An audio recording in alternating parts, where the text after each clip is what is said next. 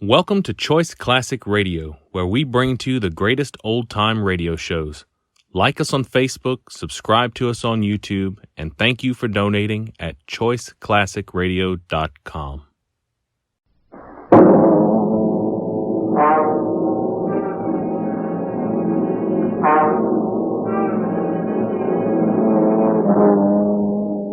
Had a hard day at the office? Backache from bending over a hot stove all day? Want to get away from it all? We offer you Escape.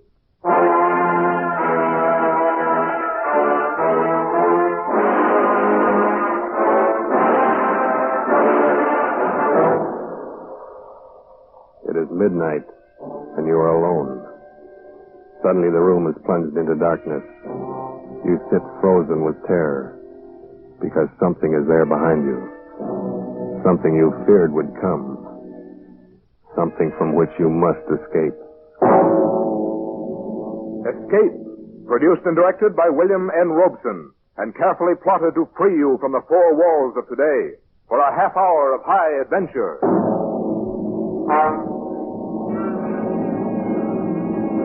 Tonight, we escape to London, and a world made strange and terrifying by the workings of an ancient barbaric curse, as Montague R. James tells it in his weird story, Casting the Runes.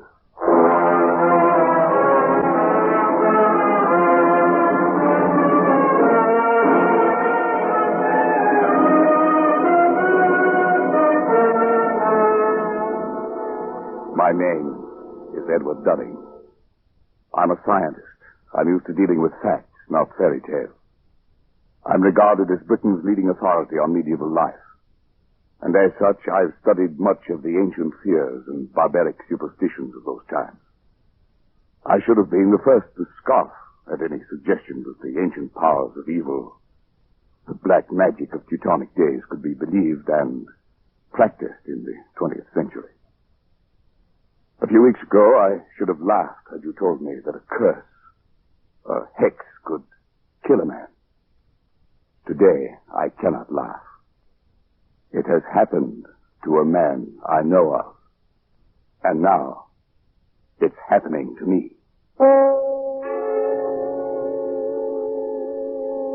My first presentiment of danger came on that day a few weeks ago when I dropped in to see Alfred Smythe, Secretary of the National Science Association, and found him in a state of irritation.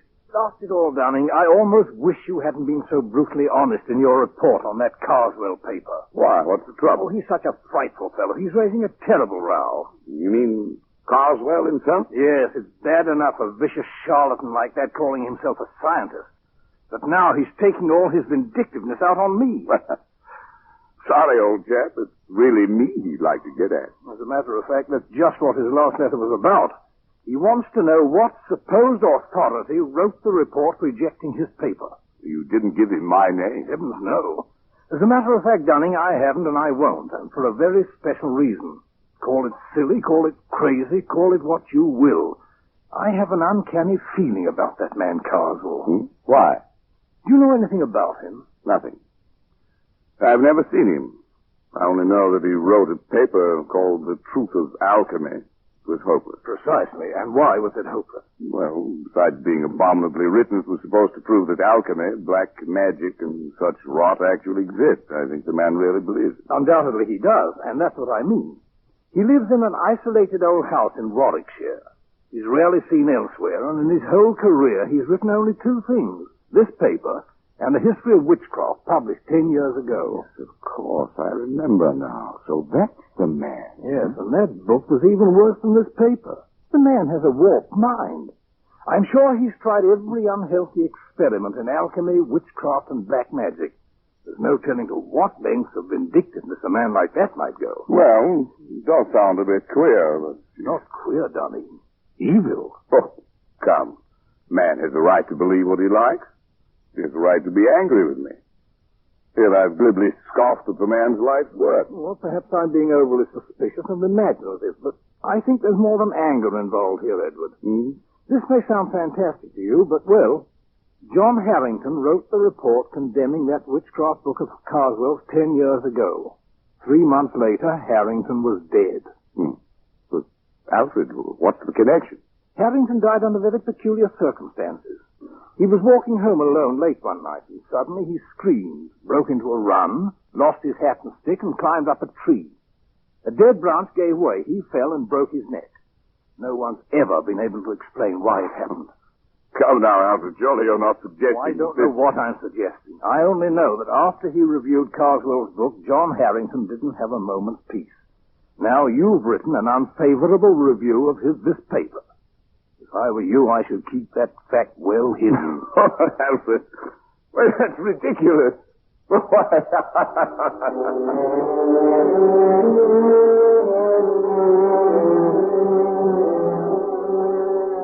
Yes, I laughed at Alfred Smythe's fear.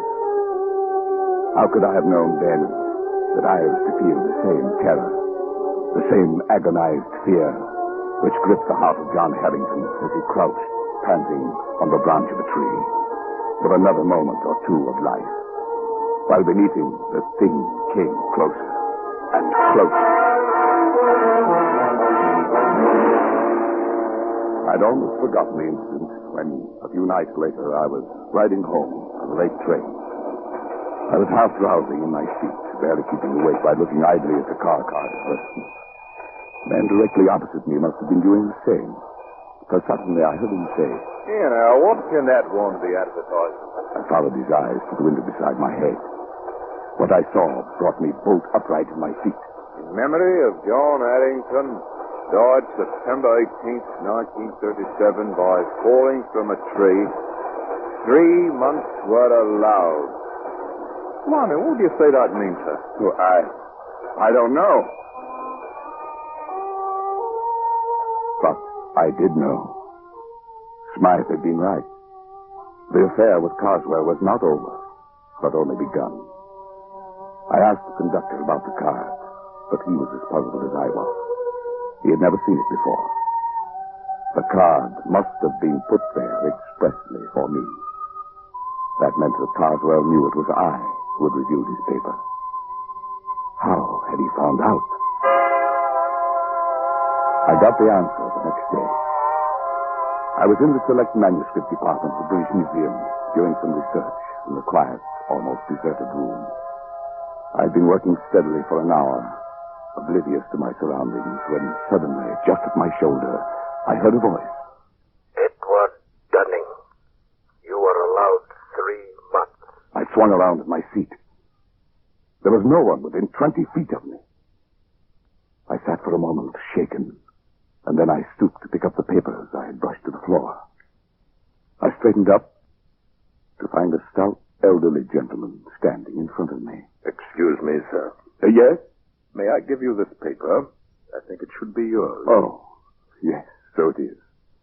I thought I had them all. This one seemed to have slid across the floor. Thank you very much. Not at all, sir. Good afternoon.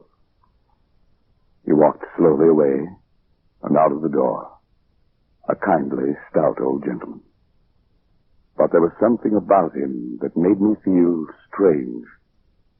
I went over to the attendant. Yes, Mr. Dunning? Did you notice that gentleman I was just speaking to? Oh, yes, of course. Can you tell me his name? Why, that's Mr. Carswell.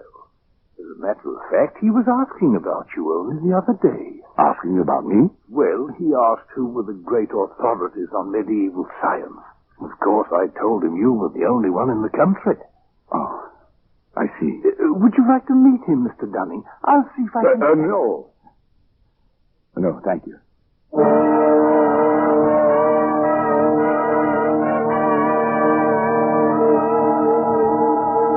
It was as simple as that. Now Carswell knew. What would be his next move? What was I to expect? I reached home at dusk, and trouble stood on my doorstep in the long face and stooped form of my family doctor. I had to upset your household arrangements, I'm sorry to say, Dunning. I've had to send both your servants to hospital. But what happened? Something like ptomaine poisoning, I should think. It's nothing serious. Well, what could have caused it? Well, That's the rather odd thing. They tell me they bought some shellfish from a hawker and had it for lunch. I've made inquiries, but I can't find that the hawker called at any other house on this street.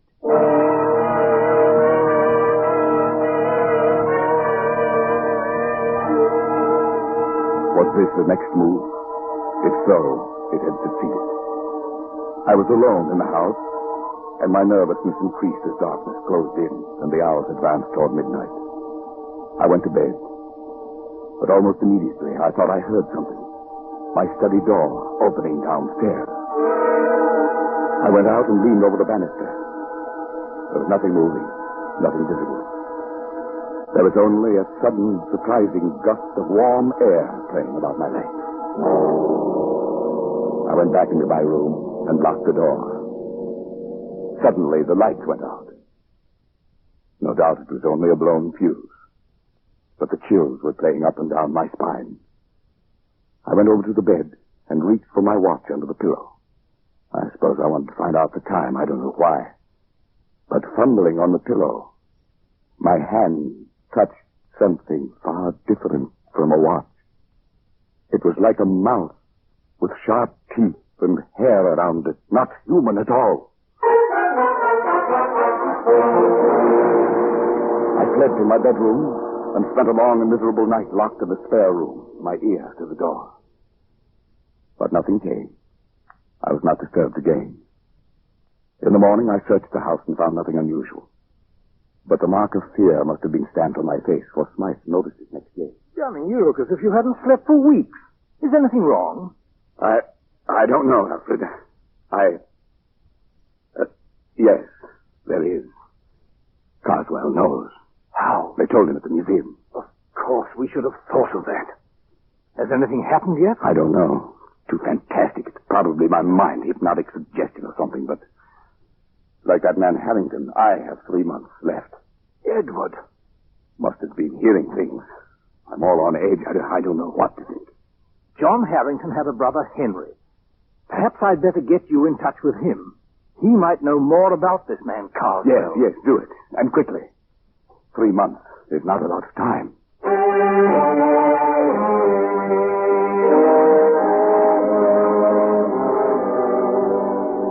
It was arranged.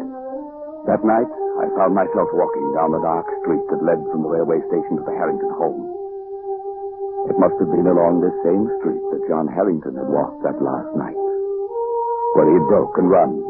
It must have been one of these trees bordering the lonely road in which he had spent his last horrible moments. The way was dark, and there was no living soul in sight. And suddenly, complete terror gripped me. Somehow I knew that I was being followed. At first I only felt it, and then I heard it. I walked steadily on for a moment, my stomach like ice. It was getting louder, coming closer. Unconsciously, my step quickened. I could barely control myself. I wanted to scream and run. The thing came closer and closer.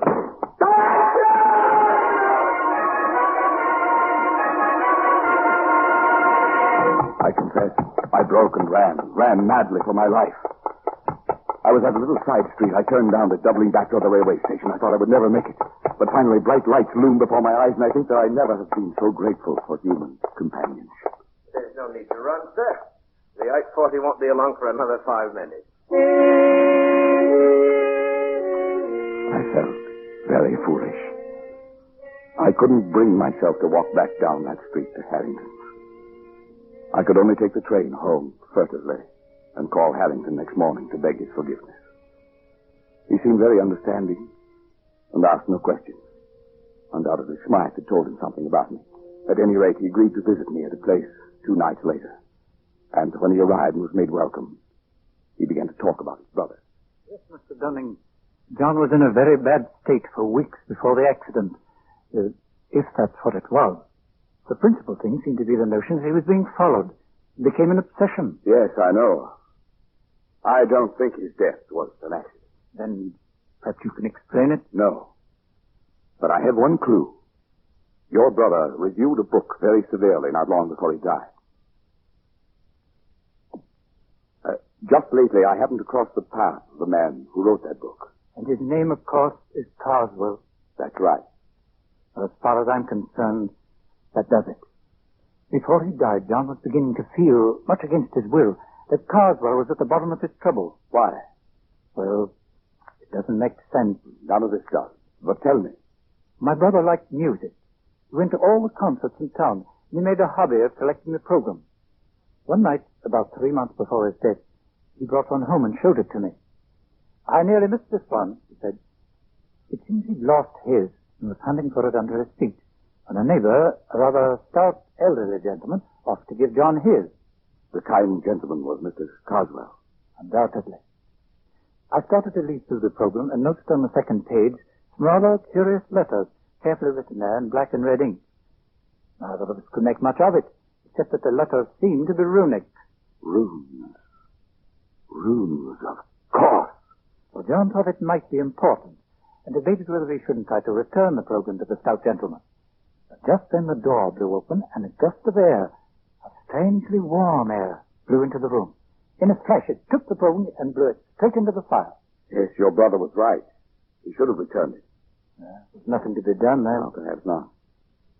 But do you know what runic letters mean? Well, they're old pre-Druid script, I believe. The kind of writing the barbaric tribes used long before the Romans invaded Britain. Yes, that's right. Casting the runes, they used to call it in the old days.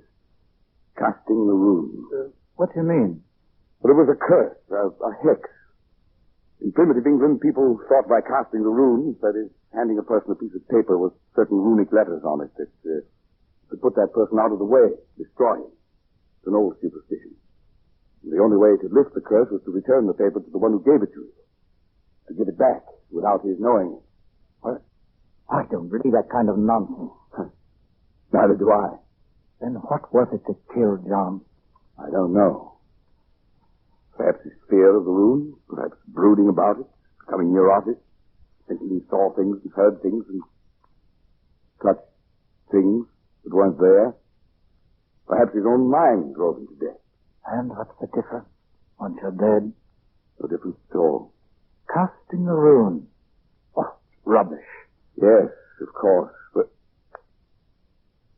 Good heavens. What is it? I just remembered that day at the British Museum. He cast the runes on me.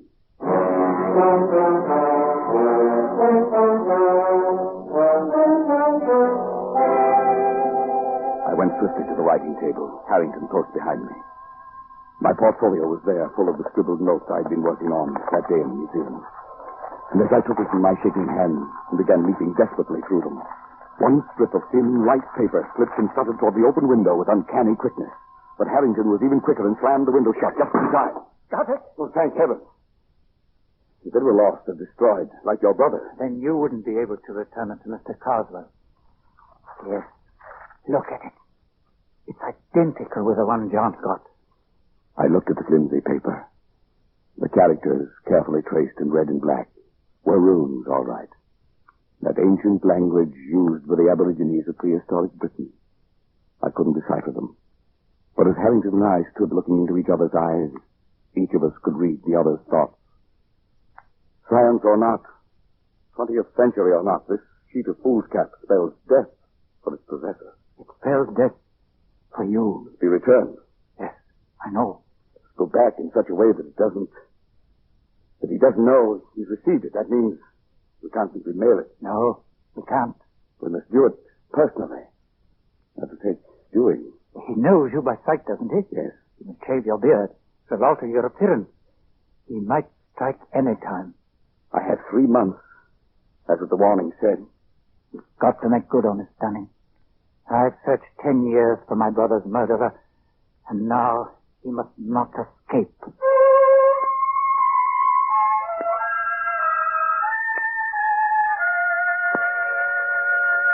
I dare not go near Carswell.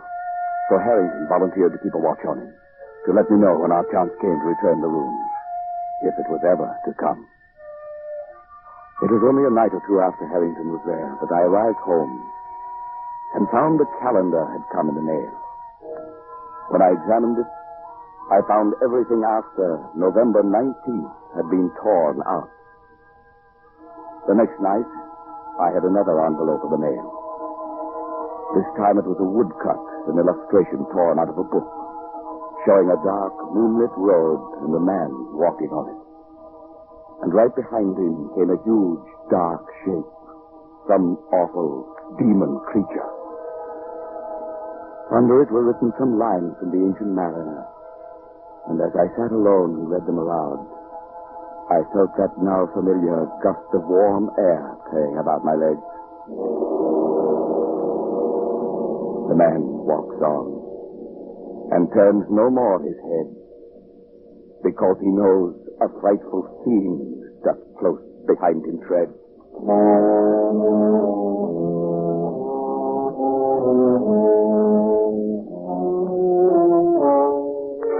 Now I knew the face of my terror, and it was with me always. Walking down the dark street at night, I heard its footsteps behind me. In my lonely house at midnight, it roamed the halls. Like the Ancient Mariner and John Harrington, I never turned to look. I couldn't. My nerves were going, and I could do nothing but wait. The days, the weeks slipped by, and still Harrington had no plan. I checked off the days on the calendar Carswell had sent. Now there were 8 days remaining, then 6, then 3, 2, 1. It was the evening of the 18th. My last day on Earth was to begin at midnight. I was sitting alone in my living room, bathed in perspiration, fighting to keep my nerves in check. Suddenly, I felt that warm gust of air. I listened. There were soft footsteps. A shadow seemed to cross the hall door. And then the footsteps blended into a loud bang. No, not yet. I still got 1 day more. Not yet. It's me. Thank heaven. Harry. What's the matter, man? What is it? It's you knocking on the door. Your footsteps. Yes, of course. Oh, thank heaven. I thought... Now, look, man, you've got to pull yourself together. Tonight we have our chance. What chance? Carswell leaves Victoria Station by boat train tonight at 10. I'll get on with him there. You take the car I brought and drive to Croydon. Get on the train there. And be sure to bring the paper. Yes, I have it. You've shaved already. Good. Everything depends on his not recognizing you. It's Harrington. But suppose he changes his mind. Suppose he doesn't take that trip. My time runs out tomorrow. He'll be there, and you'll do it. You'll do it well. You've got to.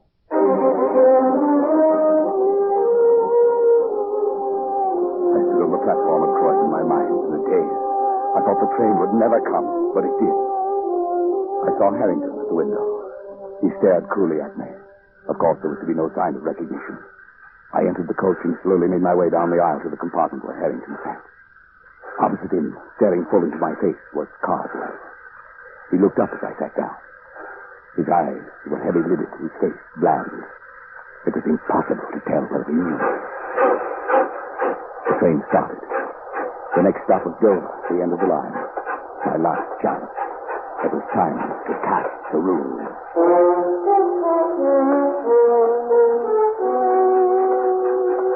It was a strange ride.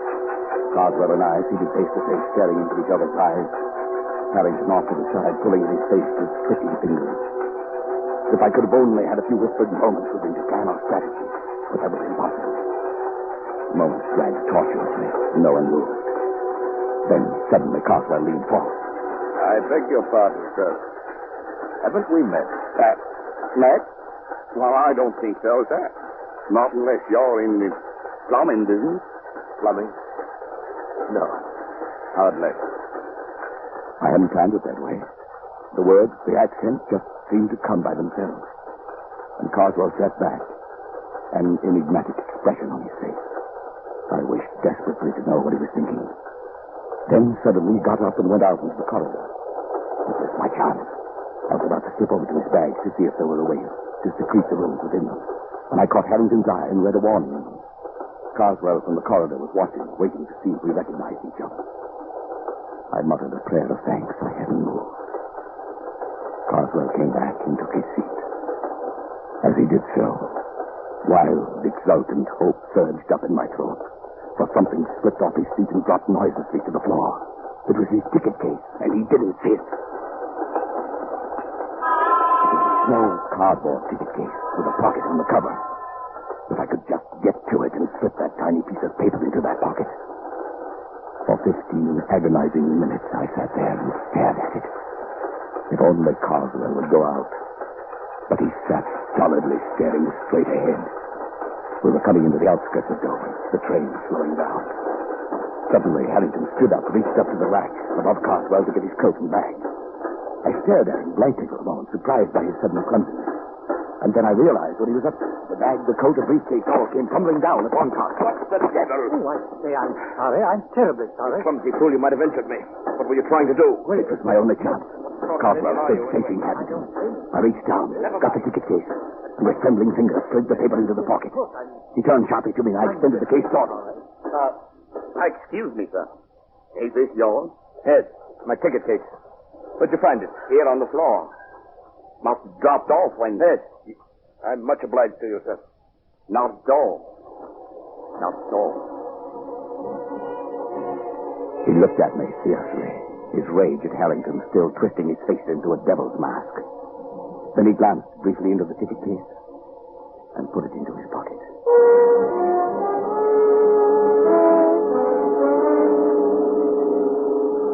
On the railway pier at Dover, Harrington and I followed a few steps behind Carswell. I felt like I might faint. Carswell went straight to the gangway of the boat, and there the purser stopped him. Does your friend have a ticket? My friend? What the devil do you mean? I'm traveling alone. Well, that's funny. I could have sworn there was another gentleman right there beside you, walking just at your elbow. Well, there isn't. And I suggest you see an oculist. Oh, I didn't see. I just felt. Sorry, sir. Must have been your run. My mistake. Come on, Danny. Our job's done.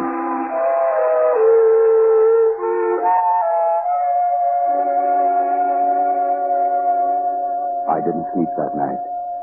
I lay awake and listened. But there were no footsteps, no warm gusts of air, nothing to disturb me. All day I felt remarkably free, although this was to have been my last day on Earth. But only just now, when Harrington came in, could I really relax. Danny, have you seen the afternoon paper yet? I know, not yet. Well, here, look at it. On the second page. There. Abbeville, France. An English traveler examining the front of St. Wolfram's Cathedral today was struck on the head and killed instantly by a stone falling from the scaffolding. A note of mystery was added by the fact that although the cathedral was undergoing repairs, no workman was on the scaffolding at the time of the accident. The traveler was identified by papers found on him as a Mr. Carswell of Warwickshire. Of course, it could have been an accident. Yes. Yes, it could have been.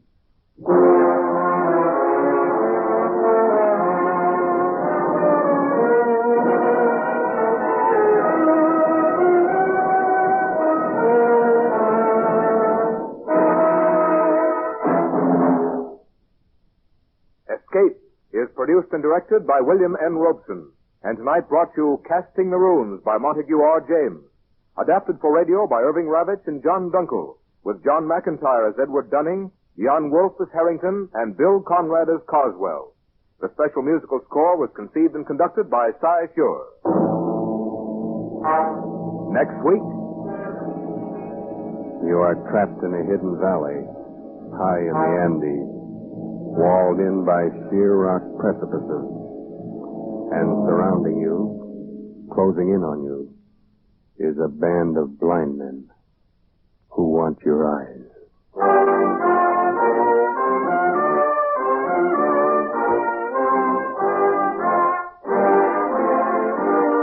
next week we escape with H.G. Wells' gripping story, The Country of the Blind. Good night, then, until this same time next week when we again offer you Escape. This is CBS, the Columbia Broadcasting System.